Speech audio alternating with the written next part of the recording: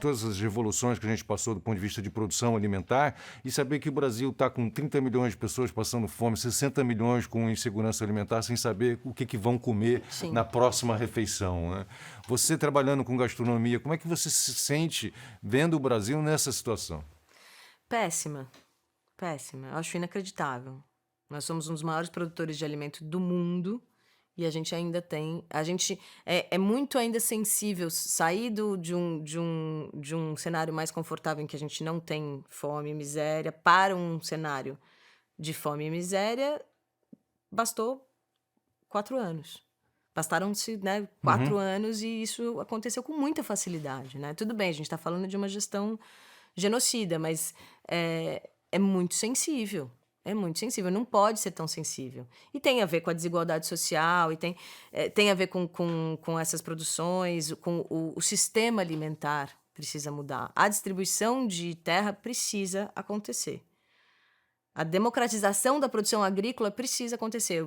O direito à terra, a produzir alimento. E quem de fato coloca alimento na mesa, alimento saudável, bom, de verdade, é a agricultura familiar.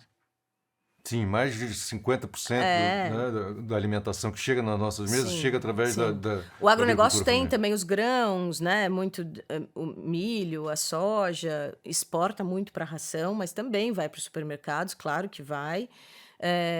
Agora, eles gostam muito de falar sobre isso, que eles é que alimentam o mundo, mas a que preço?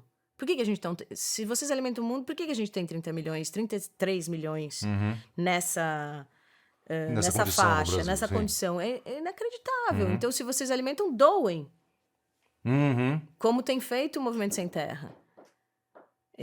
É isso, assim, o Movimento Sem Terra, quer dizer, olha o que eles fizeram nos últimos 30 anos, as revoluções que fizeram, né, com alguns assentamentos e ocupando algumas terras. Olha o nível de produção, e produção muitas vezes agroecológica e orgânica. Não é toda ela, mas assim, é o maior produtor de arroz agroecológico orgânico da América Latina. Podem dizer o que quiserem, podem falar que não, mas assim, é fato. É mais de uma pesquisa, mais Sim. de um indicador que comprova isso. Então, E é um grão e aí, que não- assim, quem se preocupa de fato com o alimento na mesa do brasileiro? Quem está realmente preocupado se as pessoas estão comendo ou não? É um projeto político. Mesmo que seja só por displicência, não importa, é um projeto que é político. um absurdo, né? Displicência de alimentação, displicência de saúde. Teve dinheiro para tudo, né? Nesse último governo, não teve dinheiro para distribuir alimento?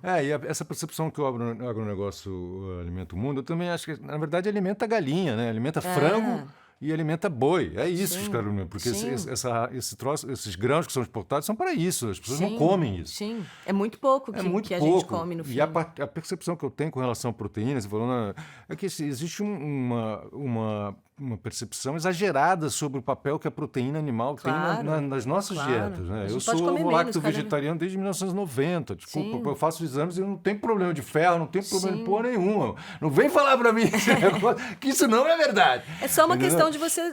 E também a carne, o que eu acredito é que assim, a gente não vai conseguir que todo mundo vire vegetariano. E também, eu não gosto dessa coisa impositiva Claro. e tal.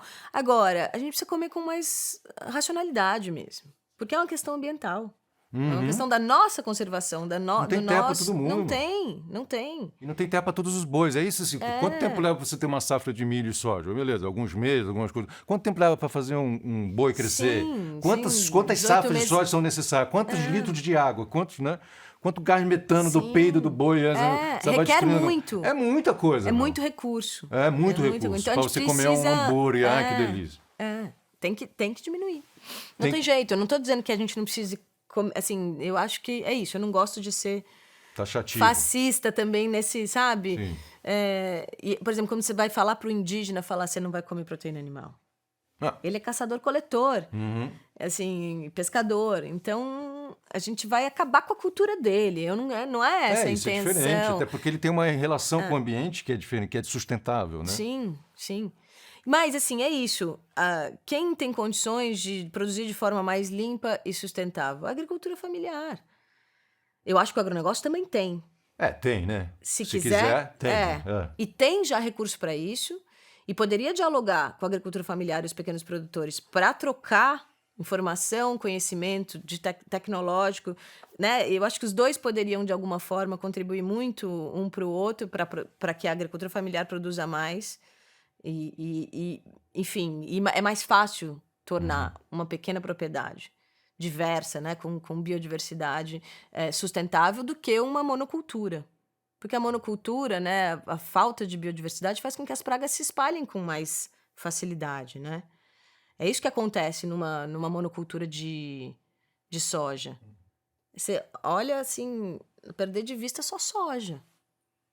Aí a praga se alastra, né? Agora você tem biodiversidade, você tem várias espécies que protegem outras espécies, que, enfim, tem todo o conhecimento agroecológico para isso, né?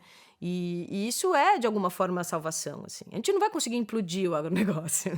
Não, e nem é esse o objetivo, na verdade, é uma mudança de paradigma, é outro tipo de percepção, né? Sim. E o que Eles vão precisar entender, e eu acho que alguma parte do agronegócio está entendendo, eu acredito, quero acreditar, de que vai precisar produzir de forma mais sustentável, inclusive para conseguir vender seu grão.